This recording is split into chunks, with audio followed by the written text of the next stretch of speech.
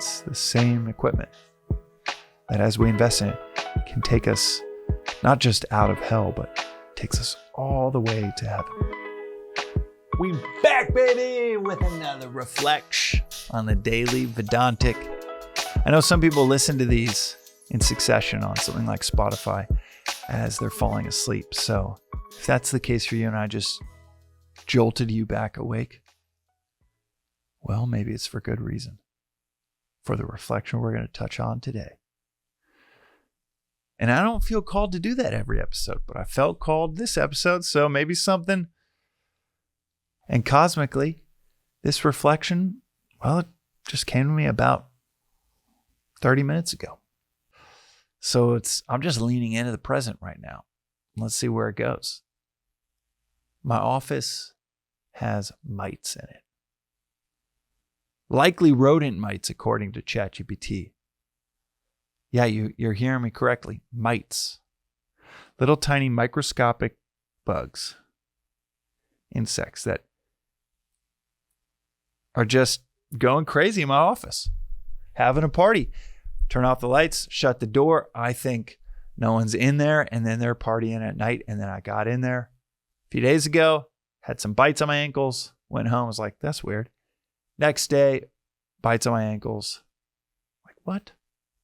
Kind of felt something down there, scratching at them. And then weekend comes, no bites, nothing.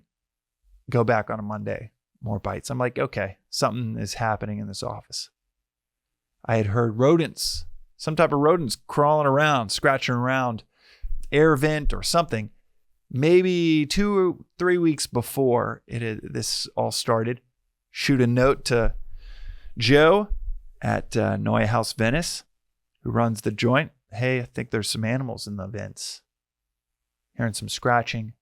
3 weeks later, boom, your boy's got little mite bites on my ankles.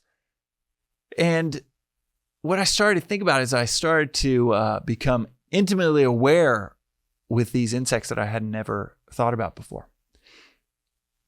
And started to think about is these things are just in the room doing their thing. They're looking for food. And they don't have eyes or anything. So they have this understanding when a living thing walks near them. And like little automatons tied to their appetites, they just sense the heat and they start marching towards it. No decision. There's no fork in the road.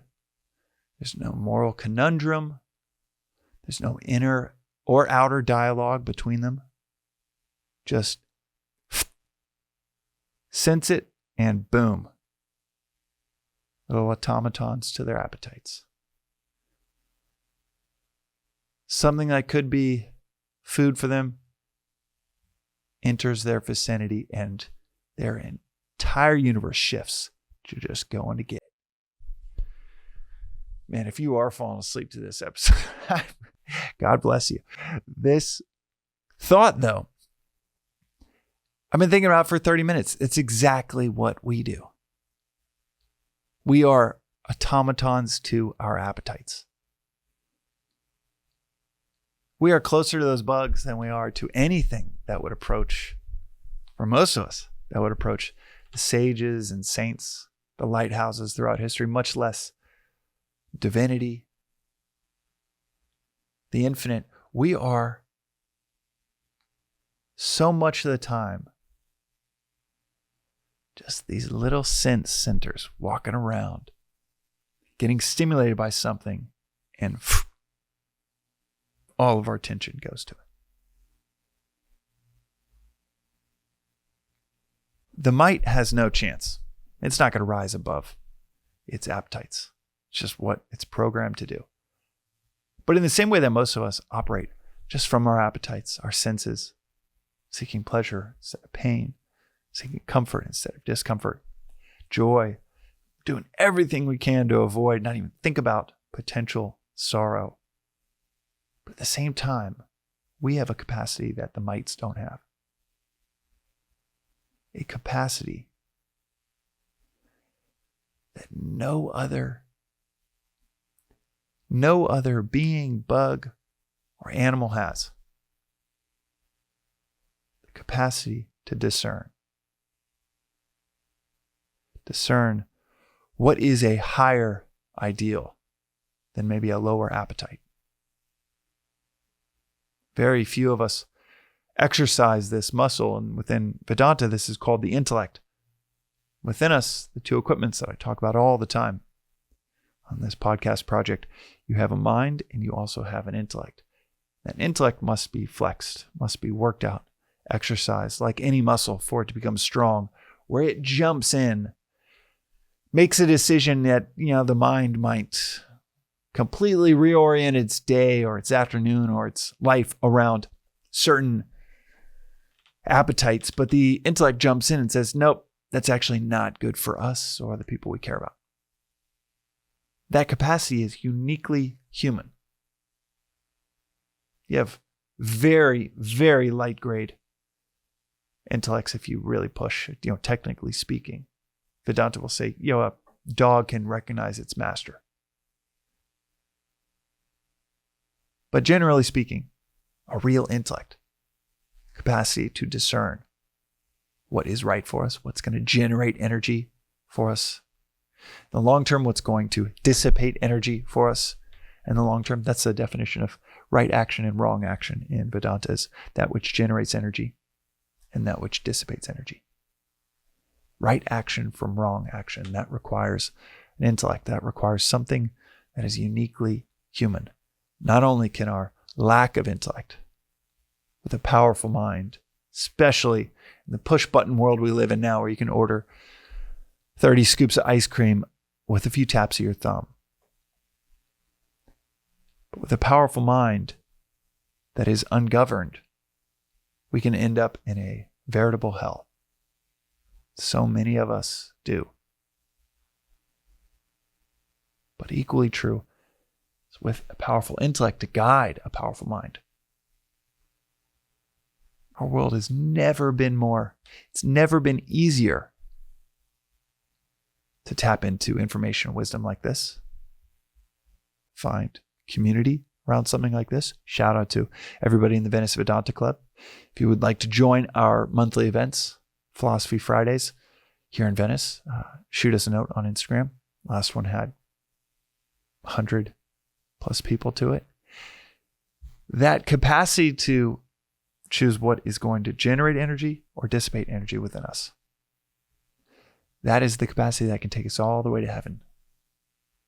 Lack of that capacity takes us to, like I said, veritable hell. Every moment is a chance to override that automaton-like pursuit of the appetites. Every moment, this moment, 10 minutes from now, an hour after something that you'd find so unbelievably regrettable, 10 minutes after that, an hour after that, 24 hours after that, redemption is possible. It's the same equipment that, as we invest in it, can take us not just out of hell, but takes us all the way to heaven. These little mites. And think of everyone that you've ever revered in life. Any public figure, any historical lighthouse that has ever inspired you. Think of which qualities they embodied. Did they operate on their base level appetites all the time? Or did they rise above those to operate, to pursue action towards the higher good, towards higher ideals over and over and over again? And then use the same rubric for ourselves. Which person do you want to be for yourself and for your community? Do you want to be mighty? Or do you want to be just like a little mite? Right now, 24 hours from now, 5 years from now. What we're told with this philosophy is that you get to make the decision. And no matter how many steps backwards we might fall, each moment is an opportunity to choose the higher, to choose to be mighty. That's today's reflection on the daily Vedantic. We'll see you next time.